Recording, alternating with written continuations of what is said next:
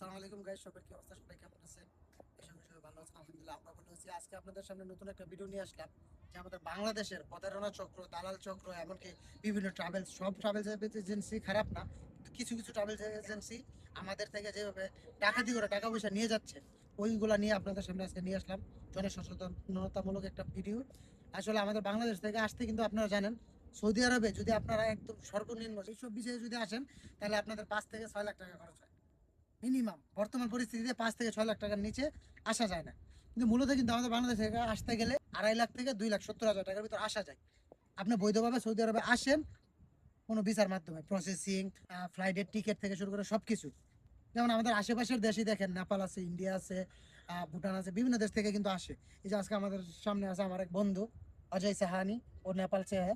ও আয়া কিতনা में आप लोगों को अभी बोलेगा। আমি হিন্দিতে কথা বলতেছি কারণ এর সাথে হিন্দিতে না কথা বললে বুঝবে না, এই কারণে আপনাদের অনেকেই জানেন যারা সৌদি আরবে আছেন, হিন্দি পারেন, তারা তার থেকে শুনুন। हाँ अजय, तुम बोलो अभी तुम कितना में आया था? अस्सलाम वालेकुम। मेरा नाम अजय सानी है। मैं नेपाल से हूँ। मैं जब नेपाल से सऊदी आया तो मेरे को 1.5 लाख लगा आने में। 2-3 महीने में मैं अपना कर्जा पूरा ख़त्म कर दिया, क्योंकि अब मेरा 2 साल होने वाला है और मैं अब घर जाने वाला हूँ।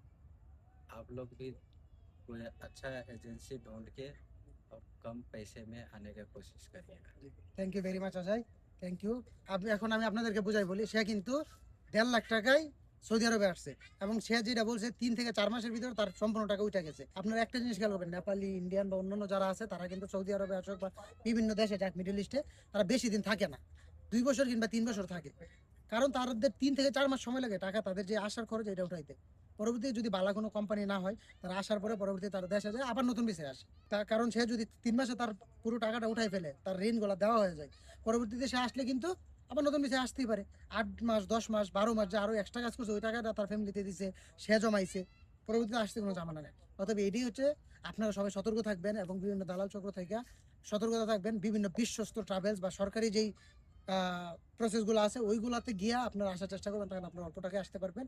যেমন বাঙালিরা কিন্তু অনেকে আছে যারা সৌদি আরবে আসার পরে অনেক কষ্ট করে, সাপ্লাই কোম্পানি স্যালারি ঠিকঠাক পায় না, কিন্তু তারা 5-6 লাখ টাকা খরচ করে আসার কারণে সে দেশে যাইতে পারে না। এটা তাদের টার্গেট থেকে হচ্ছে আমার ওই টাকাটা উঠাইতে হবে, কিন্তু ওই টাকাটা উঠানোর পিছনে তারা ভাগতে গিয়ে 4 থেকে 5 বছর তারা সৌদি আরবে কাটাই দেওয়ার পরেও যখন দেখে যে রেন দিয়া পরিবার চালায় ঠিকঠাকভাবে চলতে পারে না, তখন কিন্তু তাদের লাইফটা এখানে নষ্ট হয়ে যায়। প্রবাসে আসে তাদের স্বপ্ন পূরণ করতে, কিন্তু আসার পরে তারা ভেঙে যায়। যার কারণে তারা টাকা পয়সা ঠিকঠাক ইনকাম করতে পারে না, যার কারণে তারা বড় ধরনের ঝামেলা করে যায়। সবাই সতর্ক থাকবেন এবং আমাদের প্রবাসীদের পাশে থাকবেন। ভালো থাকবেন, সুস্থ থাকবেন। আজকের মতো এখানে বিদায় নিচ্ছি। আল্লাহ হাফিজ।